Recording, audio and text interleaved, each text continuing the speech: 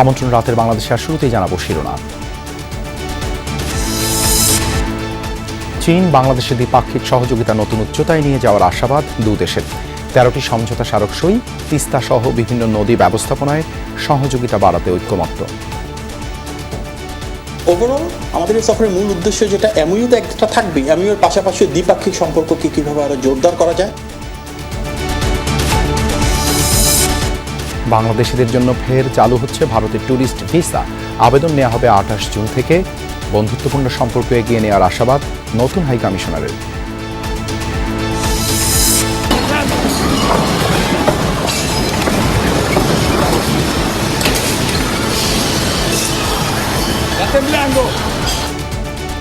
শক্তিশালী জোড়া ভূমিকম্পে লণ্ডভণ্ড ভেনেজুয়েলা, 150 ছাড়িয়েছে মৃতের সংখ্যা। 1 লাখ প্রাণহানির সংখ্যা মার্কিন ভূতাত্ত্বিক জরিপ সংস্থার।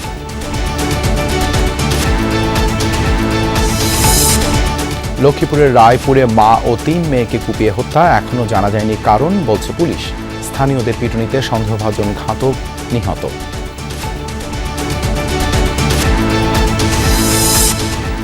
এছাড়াও রাতের বাংলাদেশে থাকছে অন্তর্বর্তী সরকারের সময় সেবা খাতে 12,633 কোটি টাকার দুর্নীতি, জরিপ টিআইবি। সবচেয়ে বেশি অনিয়ম পাসপোর্ট ও বিআরটিএতে।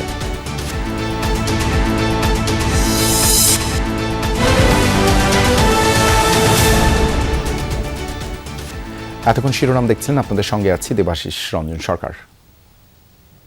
চীনের সাথে 13টি সমঝোতা স্মারক সই করল বাংলাদেশ। দেশটির প্রধানমন্ত্রী লি সিয়াং ও বাংলাদেশের প্রধানমন্ত্রী তারেক রহমানের উপস্থিতিতে এগুলো স্বাক্ষর করেন দু দেশের প্রতিনিধিরা। সমঝোতার মধ্যে রয়েছে বিনিয়োগ, কারখানা স্থাপন, কাঁঠাল রপ্তানি, দুই দেশের সরকারি মিডিয়ার তথ্য আদান প্রদান অন্যতম। প্রধানমন্ত্রী তারেক রহমানের দুই উপদেষ্টা জানিয়েছেন, অত্যন্ত সৌহার্দ্যপূর্ণ পরিবেশে হওয়া দুই প্রধানমন্ত্রীর বৈঠক ফলপ্রসূ হয়েছে। চীন থেকে আরিফিন শাকিল জানাচ্ছেন বিস্তারিত। চীনের গ্রেট হল অব দ্য পিপল ভবনে প্রধানমন্ত্রী তারেক রহমান। সাধারণত এই হলে চীনের কাছে গুরুত্বপূর্ণ বন্ধু রাষ্ট্রের প্রধানদেরই আমন্ত্রণ জানানো হয়। চীনের প্রধানমন্ত্রী লি চিয়াংয়ের আমন্ত্রণে মধ্যাহ্ন ভোজে অংশ নেন তারেক রহমান। এরপর বাংলাদেশ সময় দুপুর 3টায় চীনের একটি চৌকস দল গার্ড অব অনার জানিয়ে হলের অভিবাদন মঞ্চে বাংলাদেশের সরকার প্রধানকে অভ্যর্থনা জানায়। দেয়া হয় লাল গালিচা সংবর্ধনা। এরপর দুই দেশের দ্বিপাক্ষিক সহযোগিতাকে নতুন উচ্চতায় নিয়ে যেতে একে একে স্বাক্ষরিত হয় 13টি সমঝোতা স্মারক। দুই দেশের প্রধানমন্ত্রী বৈঠকের বিস্তারিত তুলে ধরেন প্রধানমন্ত্রীর দুই উপদেষ্টা হুমায়ুন কবির ও doctor Mahadi Amin. 13 or so MOUs, memorandums of understanding signed, which I will leave to the spokesperson to highlight. It shows the strong will and this positive impact of this visit. Trade এবং ইনভেস্টমেন্টের মাধ্যমে এমপ্লয়মেন্ট কিভাবে generate করা যায়, financial system নিয়ে আছে, media নিয়ে আছে, কমার্স নিয়ে আছে, এডুকেশন নিয়ে আছে। তবে ওভারঅল আমাদের এই সফরের মূল উদ্দেশ্য যেটা এমইউ তো একটা থাকবে, এমইউর পাশাপাশি দ্বিপাক্ষিক সম্পর্ককে কিভাবে আরো জোরদার করা যায়। আগামীকাল সকালে চীনের প্রেসিডেন্ট শি জিনপিং এর সাথে বৈঠক করবেন প্রধানমন্ত্রী তারেক রহমান। আরিফিন শাকিল, যমুনা নিউজ, বেইজিং, চীন। চীনের ব্যবসায়ীদের বাংলাদেশে বিনিয়োগের আহ্বান জানিয়েছেন প্রধানমন্ত্রী তারেক রহমান। জানান, তাদের সহযোগিতার জন্য প্রথমবারের মতো অফিস খোলা হবে দেশটিতে। বেইজিংয়ে বাংলাদেশ ইনভেস্টমেন্ট ফোরাম শীর্ষ কনফারেন্সে বিনিয়োগকারীদের লভ্যাংশ ও মুনাফা নিরাপত্তার অঙ্গীকার করেন সরকার প্রধান। এদিন চীনের বেশ কিছু বহুজাতিক কোম্পানির প্রধান সৌজন্য সাক্ষাৎ করেন প্রধানমন্ত্রীর সাথে। তারেক রহমান বৈঠক করেন চীনের কমিউনিস্ট পার্টির নেতা ও মন্ত্রীদের সাথেও। এছাড়া চীনের পানি সম্পদ মন্ত্রীর সঙ্গে বৈঠকে তিস্তা, পদ্মা সহ বিভিন্ন নদ নদীর ব্যবস্থাপনা নিয়ে সহযোগিতা বাড়াতে একমত হয়েছে দুদেশ। চীন থেকে আরিফিন শাকিলের আরও একটি প্রতিবেদন। চীন সফরের চতুর্থ দিনে ব্যস্ত সময় পার করেন প্রধানমন্ত্রী তারেক রহমান। দিনের শুরুতে চীনের কমিউনিস্ট পার্টির আন্তর্জাতিক বিভাগের প্রধান লিউ হাইকিংসের সাথে বৈঠক করেন। পরে প্রধানমন্ত্রী যোগ দেন বিডা আয়োজিত বাংলাদেশ ইনভেস্টমেন্ট ফোরামের সম্মেলনে। প্রধানমন্ত্রী তারেক রহমান জানান, আর্থিক খাতে বিগত সময়ের অব্যবস্থাপনাকে কঠোর হাতে সংস্কার করা হচ্ছে। এর মাধ্যমে বিনিয়োগকারীদের মূলধন ও মুনাফার নিরাপত্তা নিশ্চিত করবে সরকার। We are also working with China to upgrade our bilateral investment treaty so that investors can have stronger confidence clear protection, and a more modern framework for investment. All these initiatives have one purpose: to ensure the investor and businesses can land in Bangladesh with greater ease, confidence, and clarity. বিনিয়োগকারীদের সমস্যা নিরসনে চীনে একটি বিনিয়োগ কার্যালয় খোলার প্রতিশ্রুতি দেন প্রধানমন্ত্রী। জানান, চীন বাংলাদেশের সম্পর্ক আস্থা আর বিশ্বাসের, তাই বেইজিং এর সাথে গভীরভাবে কাজ করতে চায় Dhaka. Today, I am also happy to announce that soon we will be opening our first investment office in China. Our object is simple: Chinese investors should not have to wait until they arrive in Bangladesh to receive support. We want to be closer to you, speak to you more regularly, and help you move faster from interest to decision. We are also working hard to improve our broader investment ecosystem. The government is about to start a new licensing approval process, which will allow new businesses to start operation in Bangladesh in less than 15 days. এর আগে চীনের পানি সম্পদ মন্ত্রীর সঙ্গে বৈঠক করেন বাংলাদেশের সরকার প্রধান। তিস্তা, পদ্মা সহ বিভিন্ন নদ নদীর ব্যবস্থাপনা নিয়ে সহযোগিতা বাড়ানোর বিষয় ঐক্যমত পোষণ করে দুদেশ। তিস্তা মহাপরিকল্পনা সহ বাংলাদেশের বিভিন্ন নদীর ব্যবস্থাপনা, বন্যা ঝুঁকি মোকাবেলা, নদী খনন, নদী ভাঙন রোধ, সেচ ও নৌ নেভিগেশন সহ বিভিন্ন সম্পৃক্ত বিষয়ে উন্নয়নের বিষয়ে দুই দেশের সহযোগিতা বাড়ানোর ঐক্যমত্য হয়েছে। চীনা পানি সম্পদ মন্ত্রী এই খাতে একসাথে কাজ করার আগ্রহ প্রকাশ করেছেন এবং গবেষণা, প্রশিক্ষণ ও প্রাতিষ্ঠানিক সক্ষমতা বৃদ্ধিতে বাংলাদেশকে সহযোগিতা করবার আগ্রহ দেখিয়েছেন। এছাড়াও বিএনপি ও চীনের কমিউনিস্ট পার্টির মধ্যে প্রথমবারের মতো একটি সমঝোতা স্মারক সই হয়। দুপক্ষেই রাজনৈতিক যোগাযোগ, গণমাধ্যম, থিঙ্ক ট্যাঙ্ক এবং জনগণের মধ্যে সম্পর্ক উন্নয়নে সহযোগিতা বাড়ানোর আশাবাদ জানান। পাশাপাশি বেশ কয়েকটি বহুজাতিক কোম্পানির প্রধানের সাথেও সৌজন্য সাক্ষাৎ করেন প্রধানমন্ত্রী তারেক রহমান। ক্ষমতা আসার পর বর্তমান সরকারের জন্য সবচেয়ে বড় চ্যালেঞ্জ হয়ে দাঁড়িয়েছে অর্থনীতি পুনরুদ্ধার করা আর বিনিয়োগকারীদের আস্থা ফেরানো। প্রথমবার চীন সফরে এসে প্রধানমন্ত্রী তারেক রহমান তার সরকারের নেওয়া বিভিন্ন পদক্ষেপের কথা বিনিয়োগকারীদের সামনে তুলে ধরেছেন, যার লক্ষ্য 2034 সালের মধ্যে দেশের অর্থনীতিকে $1 ট্রিলিয়ন উন্নতি করা। শেষ পর্যন্ত প্রধানমন্ত্রী এমন উদ্যোগ কতটুকু বাস্তবতার মুখ দেখে তাই এখন দেখার বিষয়। আরিফিন শাকিল, যমুনা নিউজ, বেইজিং, চীন। মাত্র 39 সেকেন্ডের ব্যবধানে শক্তিশালী দুটি ভূমিকম্পে কেঁপে উঠল ভেনেজুয়েলা। রিক্টার স্কেলে যাদের মাত্রা ছিল 7.2 এবং 7.5। বিশ্লেষকরা জানিয়েছেন 100 মিলিয়ন টন TNT বোমার সমান শক্তি নির্গত করেছে দ্বিতীয় ভূমিকম্পটি। ধসে পড়েছে বহু ভবন, স্থাপনা। ধ্বংসস্তূপের নিচে চাপা পড়েছে বিপুল সংখ্যক মানুষ। এ পর্যন্ত উদ্ধার করা হয়েছে 164 জনের মরদেহ, আহত প্রায় 1000। প্রাণহানি আরও ব্যাপক বাড়তে পারে বলে শঙ্কা করা হচ্ছে। এ পর্যন্ত অনুভূত হয়েছে 20টির বেশি আফটার শক। ভেনেজুয়েলার সিমন বলিভার বিমানবন্দরে আতঙ্কিত মানুষের ছোটাছুটি। হঠাৎ তীব্র কাঁপুনিতে দুলতে শুরু করেছে চারপাশ। স্থানীয় সময় মঙ্গলবার সন্ধ্যা 6টা 4 ভেনেজুয়েলার বিভিন্ন শহরে আঘাত হানে 100 বছরের মধ্যে সবচেয়ে শক্তিশালী ভূমিকম্প। মাত্র 39 সেকেন্ডের ব্যবধানে শক্তিশালী 2 দফা কম্পন ব্যাপক ধ্বংসযজ্ঞ চালিয়েছে দেশটিতে। মার্কিন ভূতাত্ত্বিক জরিপ সংস্থা USGS এর তথ্য অনুযায়ী রাজধানী কারাকাসের কাছাকাছি ভূপৃষ্ঠ থেকে 13.2 কিলোমিটার গভীরে ছিল ভূমিকম্পের উৎপত্তিস্থল। প্রথমটির মাত্রা ছিল 7.2 আর দ্বিতীয়টি ছিল 7.5 মাত্রার। ভূমিকম্প এতটাই তীব্র ছিল যে দুলুনি টের পাওয়া গেছে ব্রাজিল পর্যন্ত। রাজধানী কারাকাসের বিভিন্ন এলাকায় ধসে পড়েছে বহু ভবন। মিরান্ডা ও লা গুয়াইরা অঙ্গরাজ্য মারাত্মক ক্ষতিগ্রস্ত হয়েছে। এছাড়া আরাগুয়া, কারাবোবো এবং ফেলকন অঙ্গরাজ্য হয়েছে ক্ষয়ক্ষতির শিকার। পরিস্থিতি মোকাবেলায় জরুরি অবস্থা জারি করা হয়েছে দেশটিতে। বেশ কয়েকটি অঙ্গরাজ্য ক্ষতিগ্রস্ত হয়েছে। জনগণের প্রতি আমাদের প্রথম বার্তা হলো জীবন রক্ষায় ঐক্যবদ্ধ থাকুন। এটি অত্যন্ত সংবেদনশীল মুহূর্ত। বিশেষ করে যারা দুর্ভাগ্যবশত পরিবারের কোনো সদস্যকে হারিয়েছেন তাদের প্রতি আমাদের গভীর সমবেদনা। একই সাথে জনগণের কাছ থেকে সর্বাত্মক সহযোগিতা কামনা করছি। এরই মধ্যে শুরু হয়েছে উদ্ধার তৎপরতা। একে একে বের করে আনা হচ্ছে হতভাগ্যদের মরদেহ।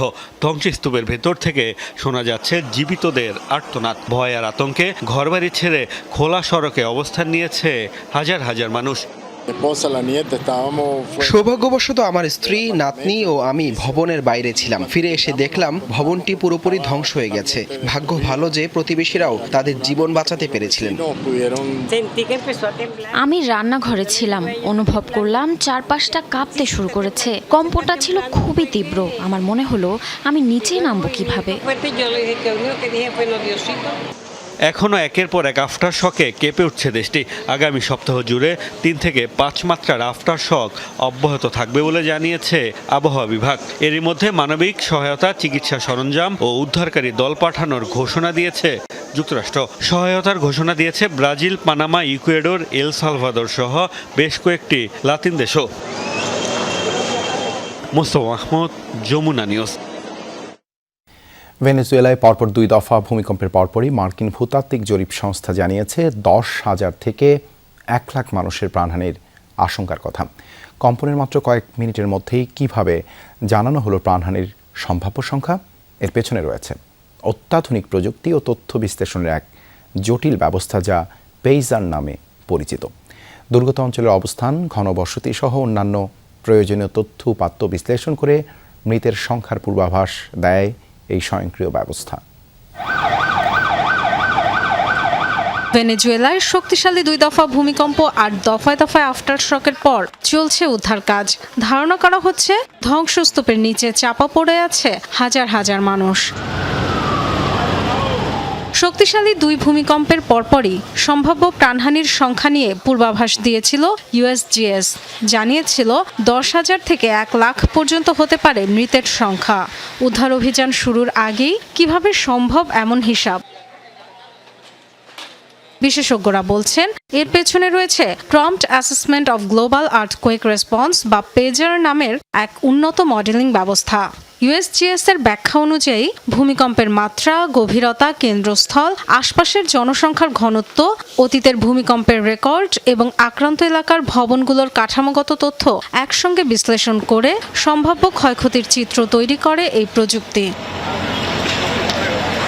সম্ভাব্য হতাহতের সংখ্যার পাশাপাশি পরিচিত সব ধরনের তথ্য ব্যবহার করে আর্থিক ক্ষতির মাত্রা সম্পর্কেও দ্রুত পূর্বাভাস দেয় এই মডেল।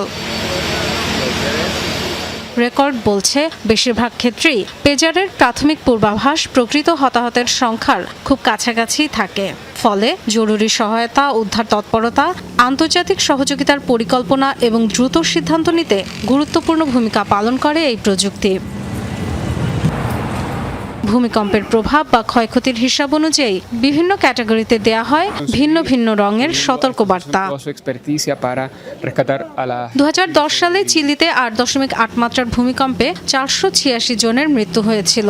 সেবার সম্ভাব্য আর্থিক ক্ষয়ক্ষতি লাল এবং প্রাণহানির সংখ্যা কমলা ক্যাটাগরিতে প্রকাশ করেছিল USGS, যা পরবর্তীতে প্রকৃত সংখ্যার প্রায় কাছাকাছি ছিল।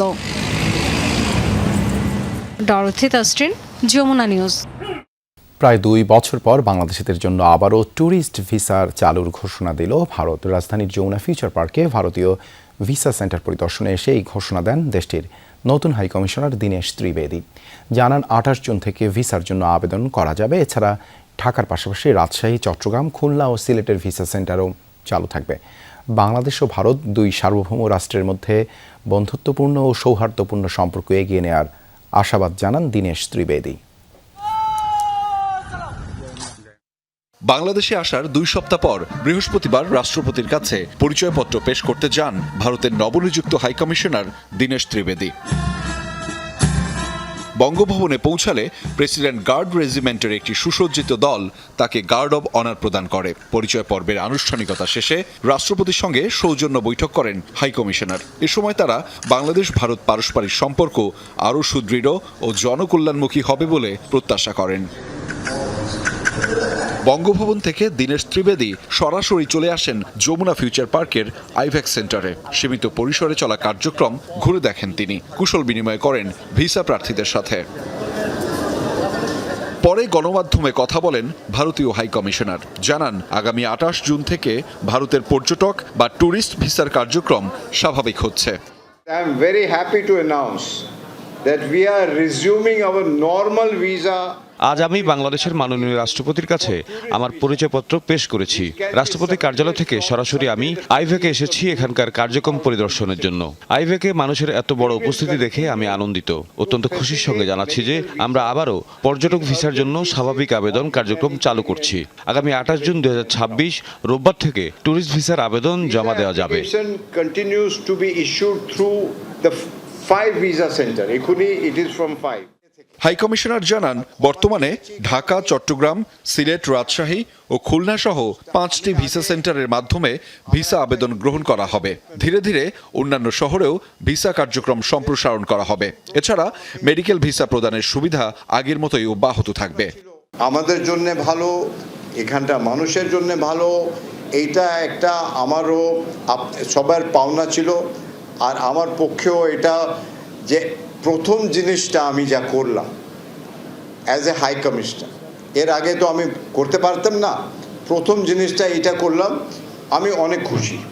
মূলত 24-এর 5 আগস্টের পর থেকে বাংলাদেশিদের ট্যুরিস্ট ভিসা দেয়া স্থগিত করেছিল ভারত। এই অচল অবস্থার অবসান হলো দীনেশ ত্রিবেদীর হাই কমিশনার হিসেবে যোগদানের পর। ঢাকায় তিনি মন্ত্রী পদমর্যাদায় দায়িত্ব পালন করবেন। আহমেদ রেজা, যমুনা নিউজ, ঢাকা। লক্ষ্মীপুরের রায়পুরে দিনে দুপুরে ঘটল নৃশংস ঘটনা। বাসায় ঢুকে ছুরিকাঘাতে হত্যা করা হয়েছে মা ও 2 মেয়েকে। গুরুতর আহত আরেক মেয়েও মারা গেছে ঢাকায় আনার পথে। এই ঘটনায় এলাকাবাসীর পিটুনিতে মারা গেছেন সন্দেহভাজন এক যুবক। কী কারণে একই পরিবারের 4 জনকে হত্যা করা হলো তা এখনও নিশ্চিত নয় পুলিশ। কিছু বলতে পারছেন না স্থানীয়রাও। লক্ষ্মীপুরের রায়পুর উপজেলার গোডাউন রোড এলাকা। বেলা 11টার কিছু পর বহুতলী ভবন থেকে গগনবিদারী চিৎকার শুনে ছুটে যান স্থানীয়রা। একটি রুম থেকে মা ও 3 মেয়েকে রক্তাক্ত অবস্থায় উদ্ধার করা হয়। তখন বড় কান্না শুনছি, তখন আমি ভাবছি যে হের মেয়েরে মারে। যখন বলছে বাঁচাও বাঁচাও, তখন আমি জানালায় গেছি, যাই হে করে ডাকাডাকি করতে আসি, এই সাইমান মা হেরা কোনো শব্দ নাই। আমি আবার ঘরের দিকে তাকাইছি, আর একটা ছেলে। তখন আমি হেরে বলছি তুমি কে? তখন হে বলছে আমি এগো কল নাল করতে মাইছি। তার হাতে এরকম ফ্যান দেখছি হাতে। তখন হেকে সিগারেট আটকে হেলাইছে, আটকালানোর আমি বাইরে দিয়ে ফেলাইছি। ঘরের ভিতরে ঢুকি তাদেরকে কোবান শুরু করছে। 3টা অলরেডি মারা গেছে, একটা ঢাকা নামার পথে মারা গেছে। দ্রুত হাসপাতালে নেওয়া হলে মা শাহিনুর বেগম, বড় মেয়ে সাইমা আক্তার ও 4র্থ শ্রেণীর ছাত্রী শিফা আক্তারকে মৃত ঘোষণা করেন চিকিৎসক। গুরুতর আহত অবস্থায় ঢাকায় আনার পথে মৃত্যু হয় মেঝো মেয়ে কলেজ ছাত্রী ইকরার। মরদেহগুলোয় ছুরিকাঘাতের চিহ্ন রয়েছে। এদিকে যখন রুম থেকে রক্তাক্ত 4 জনকে বের করা হচ্ছিল, তখন 2 ভবনের মাঝে কার্নিশে লুকিয়ে থাকা অবস্থায় ফল বিক্রেতা অন্তর মজুমদারকে দেখতে পায় স্থানীয়রা। হত্যার ঘটনায় জড়িত সন্দেহে অন্তরকে গণপিটুনি দেয় বিক্ষুব্ধ জনতা। তাকে উদ্ধার করতে গেলে পুলিশের উপরও চড়াও হয় এলাকাবাসী। এই ছেলেটা এই বছর দেড়েক আসে এই বিল্ডিংয়ের এই চিলেকোঠায় ও ভাড়া থাকতো। ও একদম ফল বিক্রেতা, ফল বিক্রি করে। তো ওটাকে 1 বছর আগে এখান থেকে আবার চলে যায় লক্ষ্মীপুর সদরে। পরে আজকে পূর্ব পরিচিত হিসেবে হয়তো এখানে আসছে, যেহেতু একই বিল্ডিংয়ে ভাড়া থাকতো, হয়তো পরিচিত। এটুকু আমরা এখন পর্যন্ত জানতে পারছি। এলাকাবাসী জানায় নিহতদের বাড়ি কুমিল্লার হোমনায়। দীর্ঘদিন ধরেই তারা সেই বাসায় ভাড়া থাকতেন। বছরখানেক আগে শাহিনুরের স্বামী কামাল মারা যান। এরপর ছেলে সিফাতি পরিবারের দায়িত্ব নেন। অভিযুক্ত ফল বিক্রেতা অন্তরও সেই ভবনে ভাড়া থাকতেন, তবে 1.5 বছর আগে অন্যত্র চলে যান। গণপিটুনির পর অন্তরকে হাসপাতালে নেওয়া হলে তাকেও ঢাকায় রেফার করা হয়, কিন্তু পথেই মারা যায় সে। দেখতে পাই যে একটা ছেলেরে সবাই খোঁজ করতেছে, একটা ছেলে 2 বিল্ডিংয়ের মাঝখানে ছিল। আমরা টিনের চালে উঠে যে মারছে সে আর কি সিভের ভিতরে যাই ঢুকছে। সিভের ভিতরে ঢোকার পরে আমরা 2 জনে যাই, তার হাত পা বাঁধে তারপরে টাইনি বাড়ি হয়েছে। হত্যার সাথে কে বা কারা জড়িত এবং কী কারণে হত্যাকাণ্ড সেই রহস্য উদ্ঘাটনে তদন্ত করছে পুলিশ। রাহিম সারোয়ার, যমুনা নিউজ। কুমিল্লায় মাদক বিরোধী মানববন্ধন শেষে অংশগ্রহণকারীদের বাড়িঘরে হামলা ও গুলি চালিয়েছে দুর্বৃত্তরা। এ সময় এক স্কুল শিক্ষার্থী গুলিবিদ্ধ হয়। সকালে নগরীর কাঁটা বিল এলাকায় এই ঘটনা ঘটে। পুলিশ জানায় এলাকায় মাদক বিরোধী মানববন্ধনের আয়োজন করেন স্থানীয়রা। কর্মসূচি শেষ হলে হঠাৎই অংশগ্রহণকারীদের বাড়িঘরে হামলা, ভাঙচুর ও গুলি চালায় একদল দুর্বৃত্ত। এ সময় স্কুল থেকে বাড়ি ফেরার পথে ঈশান আহমেদ নামের এক শিক্ষার্থী গুলিবিদ্ধ হয়। আহত হয় অন্তত 5 জন। ঈশানকে কুমিল্লা মেডিকেল কলেজ হাসপাতালে ভর্তি করেন স্থানীয়রা। অবস্থার অবনতি হলে উন্নত চিকিৎসার জন্য ঈশানকে পাঠানো হয় ঢাকা মেডিকেলে। এর আগে বুধবার রাতে তুচ্ছ ঘটনা নিয়ে সংঘর্ষে জড়ায় স্থানীয় দুটি গ্রুপ। ধারণা, সেই ঘটনার জেরেই হামলা করে এক পক্ষ। জড়িতদের ধরতে কাজ চলছে বলে জানিয়েছে পুলিশ। হাম প্রতিরোধ এবং শিশু মৃত্যু কমাতে সরকার ব্যবস্থা নিয়েছে। সংসদের লিখিত প্রশ্নোত্তরে এমনটাই জানিয়েছেন স্বাস্থ্যমন্ত্রী। অন্যদিকে হামে শিশু মৃত্যু ঠেকাতে ব্যর্থতার কারণে স্বাস্থ্যমন্ত্রীর পদত্যাগ করবেন কিনা সেই প্রশ্ন রাখেন জামায়াতের সংসদ সদস্য। বাজেট নিয়ে আলোচনায় অংশ নিয়ে নিজের বিরুদ্ধে উত্থাপিত দুর্নীতির অভিযোগ অস্বীকার করেন হাসনাত আব্দুল্লাহ। আর সব ধর্ম ও সংস্কৃতির মানুষের সহাবস্থান নিশ্চিতের দাবি জানান ফজলুর রহমান। অপোজিশন আছে, সরকার বিরোধী দল আছে। হামে আক্রান্ত শিশু মৃত্যু থামছে না। এরই মধ্যে মৃতের সংখ্যা 650 ছাড়িয়েছে। বৃহস্পতিবার সংসদে হামে মৃত্যুর সমালোচনা করেন বিরোধী দলীয় সদস্য শফিকুল ইসলাম মাসুদ। শুধু 6 জন শিশু মারা যাওয়াটা নিঃসন্দেহে দুর্ভাগ্যজনক। তার লাইসেন্স বাতিল করে দেওয়া হলো। মাননীয় স্পিকার, আমি জানতে চাই, তাহলে 300 শিশু হামে মারা গেল, তাহলে আমাদের স্বাস্থ্যমন্ত্রী পদত্যাগের চিন্তা করেছেন কিনা? সংসদে স্বাস্থ্যমন্ত্রী জানান, প্রতিনিয়ত বাড়ছে অ্যান্টিমাইক্রোবিয়াল রেজিস্ট্যান্স, তাই অ্যান্টিবায়োটিকের ব্যবহার রোধে নজরদারি বাড়ানো হচ্ছে বলে জানান তিনি। পদ্মা নদী ভাঙন একটি আলোচনায় বাজেটের সমালোচনা করেন জামায়াত ও এনসিপির সদস্যরা। আমাদের রংপুর অঞ্চল আমরা বরাবরের মতো অবহেলিত। এই রংপুর অঞ্চল নিয়ে এই বাজেটের মধ্যে তেমন কোনো সুখকর বিষয় নাই। বরং আমি দেখলাম যে আমাদের রংপুর অঞ্চলে হাটিকন্ডল এলাকা রংপুরের যে মহাসড়ক যেটা ছিল, সেখানে যে বরাদ্দটা দেওয়া হয়েছিল গত বছর, তার তুলনায় এবছর আরো বরাদ্দ কমিয়ে দেওয়া হয়েছে, বরাদ্দ সেখানে হ্রাস করা হয়েছে। আমাদের তিস্তা মহাপরিকল্পনা, সেটার আলোচনা এখনো পর্যন্ত এই বাজেটের মধ্যে কোথাও কোনোভাবেই প্রাসঙ্গিক হয়ে উঠতে পারে নাই। মাননীয় আইনমন্ত্রী ঘোষণা দিয়েছিলেন গুম কমিশন এবং মানবাধিকার কমিশন আরো শক্তিশালী করে উনি পুনর্বহাল করবেন, কিন্তু এই বাজেটে গুম কমিশন মানবাধিকার কমিশনের জন্য কোনো বরাদ্দ আমি দেখতে পাচ্ছি না। বিকেলের অধিবেশনে চট্টগ্রাম 10 আসনের সংসদ সদস্য সাইদ আল নোমান হাসনাত আব্দুল্লাহর বিষয়ে দুর্নীতি অনিয়মের ইঙ্গিত দেন। আপনি ইন্টারিম গভর্নমেন্টে যেভাবে পেয়েছেন, আমরা অনেক কিছু শুনি, অ্যালিগেশনের এই আদান প্রদানে অনেক কিছু বলা যায়, সেভাবেই চলবে হয়তো। ব্যক্তিগত কৈফিয়তে দাঁড়িয়ে অভিযোগের জবাব দেন হাসনাত আব্দুল্লাহ।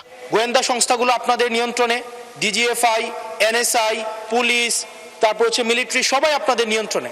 আমি আপনাদেরকে অনুরোধ করব, আপনাদের মতো দায়িত্বশীল জায়গা থেকে এলিগেশনের টোনে এলিগেশন না দিয়ে আপনারা তদন্ত করে যদি 1 টাকার দুর্নীতি, 1 টাকার কোনো ধরনের অসৎ উপায়ের কোনো ধরনের আপনারা প্রমাণ করতে পারেন, আমি এই সংসদ থেকে আমরা ইস্তফা। অন্তর্বর্তীকালীন সরকারের সময়ে সেবা খাতের ব্যাপক দুর্নীতি আর ঘুষের চিত্র উঠে এসেছে ট্রান্সপারেন্সি ইন্টারন্যাশনাল বাংলাদেশ টিআইবির এক জরিপে। সকালে রাজধানী ধানমন্ডিতে জরিপের চূড়ান্ত ফলাফল প্রকাশ করে সংস্থাটি।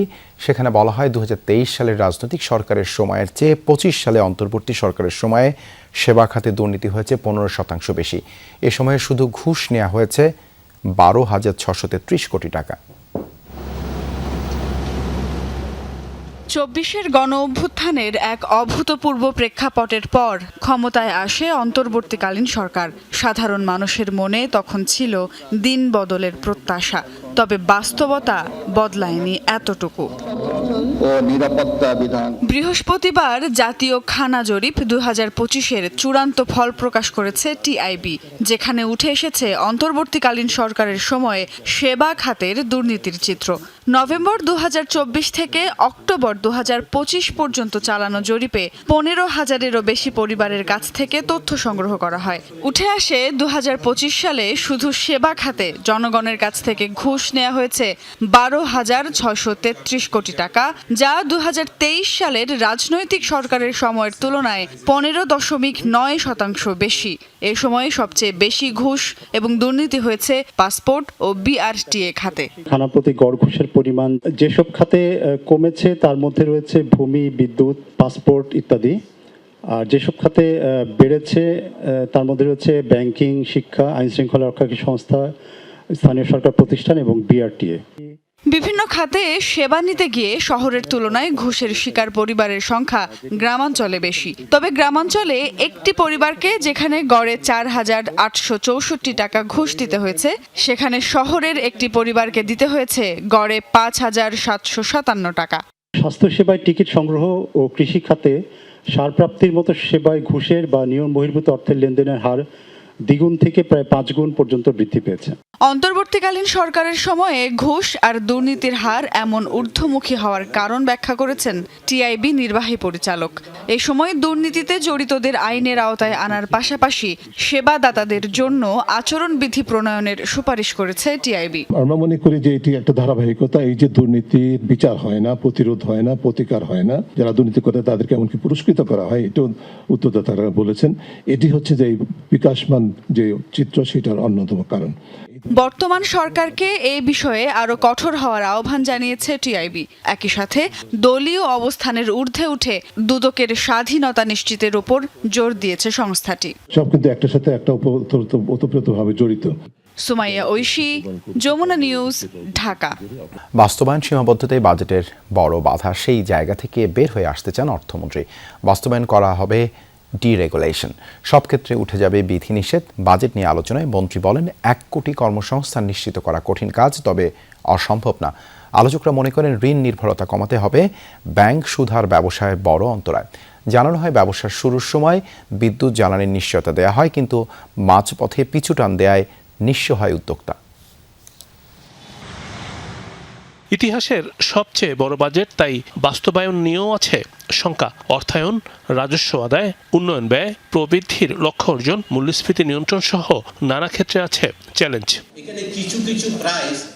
সকালে বাংলাদেশ অর্থনীতি সমিতি BEA এর উদ্যোগে বাজেট এবং অন্যান্য বিষয় নিয়ে বিতর্কে গুরুত্ব পায় বাস্তবায়ন ও চ্যালেঞ্জ প্রসঙ্গ।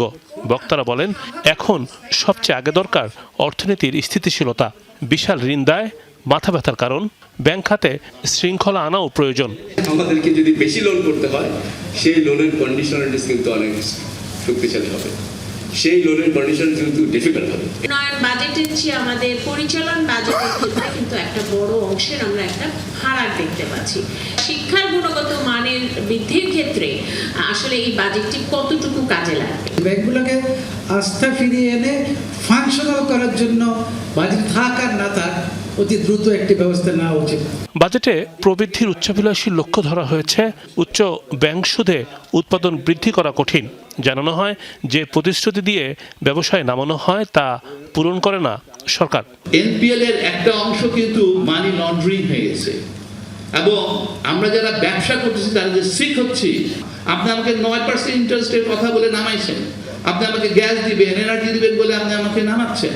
আজকে আপনি আপনার NBR এসে NBR আপনি আমাকে বলছেন 27.5% ট্যাক্স, আর আপনি সেখানে আমাকে TDS এর নাম দিয়ে নিয়ে যাচ্ছেন 48%। পলিসি রেটটা কমাই, RBI ওদের কাছে 5%, আর আমাদের কাছে 10%, which is highest in many years, and corresponding demand for credit is lowest in 20 years. এত ট্যাক্স দিয়া, এত সুদ দিয়া দেশে ভালো ব্যবসা হবে না। বাজেট বাস্তবায়নে নিয়ন্ত্রণ মুক্ত পরিবেশ নিশ্চিত করতে চান অর্থমন্ত্রী। বলেন, পুঁজিবাজার হবে অর্থের বিকল্প বড় উৎস। ইমপ্লিমেন্টেশনের দিকে আমরা বেশি জোর দিচ্ছি, এই জন্য আমরা ডিরেগুলেশনে, সিরিয়াস ডিরেগুলেশনে যাচ্ছি। সারা বিশ্বের যেখানে গ্রোথের major capital come from capital market, bank is supplementary support. ঋণ সুদ বাবদ এখন ব্যয় দাঁড়িয়েছে 1,25,000 কোটি টাকা। এটি সরকারের জন্য বড় চাপ বলে মনে করেন আমির খসরু মাহমুদ চৌধুরী। ডিমন রহমান, যমুনা নিউজ, ঢাকা। 2026-27 অর্থ বছরের প্রস্তাবিত বাজেট বাস্তবায়নের সবচেয়ে বড় সংকট হলো দুর্নীতি, যা বর্তমানে দেশি বিদেশি বিনিয়োগের ক্ষেত্রে প্রধান চ্যালেঞ্জ হয়ে দাঁড়িয়েছে।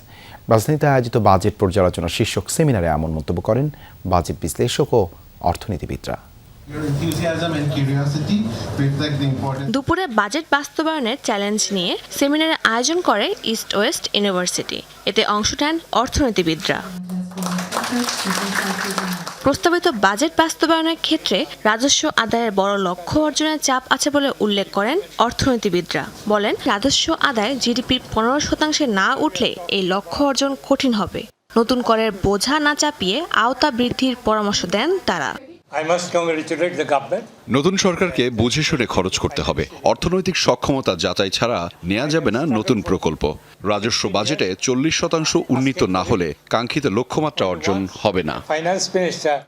বাজেট বাস্তবায়নের ক্ষেত্রে দুর্নীতিকে প্রধান অন্তরায় হিসেবে মনে করেন আলোচকরা। সামাজিক নিরাপত্তা ও কৃষি খাতের বরাদ্দকে ইতিবাচক বলা হলেও তৃণমূল বা জেলা পর্যায়ে সুষম বণ্টনের অভাব রয়েছে। আগামী নভেম্বর-ডিসেম্বরে খাদ্য মূল্যস্ফীতি আরও বাড়ার শঙ্কা রয়েছে, যার মূল কারণ প্রাতিষ্ঠানিক স্তরে জেঁকে বসা দুর্নীতি। আগামী অর্থ বছরের বাজেটে দেশি বিদেশি ঋণের সুদ পরিশোধে বড় অঙ্কের অর্থ ব্যয় করতে হবে, তাই বাস্তবসম্মত প্রকল্প গ্রহণের পরামর্শ তুলে ধরেন বক্তারা। চলতি অর্থ বছরে শুধু বৈদেশিক ঋণ ও সুদ পরিশোধেই ব্যয় ছাড়িয়ে যাবে $4.5 বিলিয়ন। আমাদের মেগা প্রজেক্টের রিটার্ন আসছে টাকায়, কিন্তু পেমেন্ট করতে হচ্ছে ডলারে। টাকার অবমূল্যায়নে এই ঋণের বোঝা দিন দিন আরও বাড়বে। বাস্তবায়নে নানামুখী চ্যালেঞ্জ থাকলেও আগামী অর্থ বছরে প্রস্তাবিত বাজেটকে বিনিয়োগ বান্ধব বলে মত দেন আলোচকরা। শাজদিন অন্তরা, যমুনা নিউজ, ঢাকা। আগামী 28 জুন সারা দেশে ভিটামিন এ প্লাস ক্যাম্পেইনের প্রথম রাউন্ড হবে। একদিনে 2,40,00,000 শিশুকে ভিটামিন এ প্লাস ক্যাপসুল খাওয়ানো হবে, এমনটাই জানিয়েছেন স্বাস্থ্য প্রতিমন্ত্রী ডক্টর এম এ মুহিত। সকালে সচিবালয়ে এক ব্রিফিংয়ে এসব কথা জানান তিনি। স্বাস্থ্য প্রতিমন্ত্রী বলেন, সকাল 8টা থেকে বিকেল 4টা পর্যন্ত 6 মাস থেকে 59 মাস বয়সী শিশুদের একটি করে ক্যাপসুল খাওয়ানো হবে। সচিবালয়ের সংবাদ সম্মেলনে এসব তথ্য জানিয়েছেন স্বাস্থ্য প্রতিমন্ত্রী ডক্টর এম এ মুহিত। 6 মাস থেকে 11 মাস বয়সী শিশুদের নীল রঙের ভিটামিন এ এবং 12 থেকে 59 মাস বয়সী শিশুদের লাল রঙের ভিটামিন এ ক্যাপসুল খাওয়ানো হবে। তিনি জানান, একদিনের ভিটামিন এ প্লাস ক্যাম্পেইনে যেসব শিশু বাদ পড়বে, পরের দিন উপজেলা স্বাস্থ্য কমপ্লেক্সে তাদের ক্যাপসুল খাওয়ানো হবে। আর দুর্গম অঞ্চলে শিশুদের 28 জুনের পর পরবর্তী 4 দিন টিকা খাওয়ানো হবে। ভিটামিন এ প্লাস ক্যাম্পেইন এর দ্বিতীয় রাউন্ড হবে এবছরের ডিসেম্বর মাসে। ধীরে ধীরে আগের অবস্থায় ফিরছে বিশ্বের ব্যস্ততম নৌরুট হরমুজ প্রণালী। গেল 24 ঘন্টায় জলপথটি দিয়ে আনুমানিক 2 কোটি ব্যারেল তেল পরিবাহিত হয়েছে, যা পুরো বিশ্বের এক মঞ্চমাংশ জ্বালানি। এই সময় হরমুজ পাড়ি দিয়েছে 72টি তেলবাহী ট্যাঙ্কার ও নৌযান। মার্কিন জ্বালানি মন্ত্রী জানিয়েছে এই তথ্য। একদিন আগে হরমুজ প্রণালী দিয়ে পরিবাহিত হয়েছে 19 মিলিয়ন ব্যারেল তেল। সরবরাহ স্বাভাবিক হতে শুরু করায় বৈশ্বিক জ্বালানি বাজারেও ফিরেছে স্বস্তি। প্রায় 5% কমে ব্রেন্ট অপরিশোধিত তেল বিক্রি হচ্ছে $72 আশেপাশে, যা ইরান যুদ্ধের শুরুর আগ পর্যন্ত সর্বনিম্ন। এছাড়াও WTI ক্রুড অয়েলের মূল্য কমে দাঁড়িয়েছে $70 নিচে। নিম্নমুখী প্রবণতা দেখা গেছে গ্যাসের দামেও।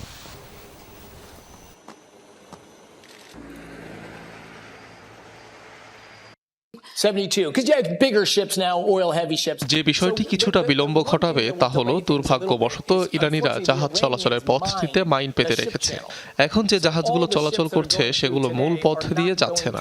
সম্পূর্ণ স্বাভাবিক অবস্থায় ফিরতে হলে প্রণালীটি থেকে মাইন অপসারণ করতে হবে, আর তাতে সম্ভবত কয়েক সপ্তাহ সময় লাগবে। আশুরা উদযাপনে ব্যাপক প্রস্তুতি নিয়েছে ইরান। 10 মহরম পূর্ববর্তী আচার পালনে বুধবার রাতে তেহরানের ইনকিলাব স্কয়ারে সমবেত হয়েছেন ইরানিরা। কালো পোশাক পরে অংশ নেন শিয়া অনুসারীরা। বুক চাপড়ে মাতম করেন তারা। ধর্মীয় গজলের আয়োজনও ছিল। মার্কিন হামলার সর্বোচ্চ নেতা আয়াতুল্লাহ আলী খামেনির মৃত্যুর পর ইরানের প্রথমবারের মতো আশুরা পালন করা হচ্ছে এবার। তাই প্রিয় নেতাকেও স্মরণ করেন ইরানিরা। খামেনির ছবি ও ব্যানার হাতে অংশ নেন অনেকে। প্রিয় নেতার স্মরণে বিশেষ দোয়ার আয়োজনও করা হয়।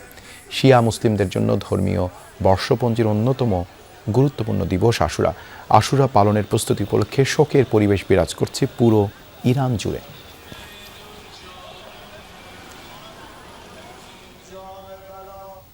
এই ছিল রাতের বাংলাদেশে। এতক্ষণ আমাদের সাথে থাকার জন্য ধন্যবাদ সবাইকে।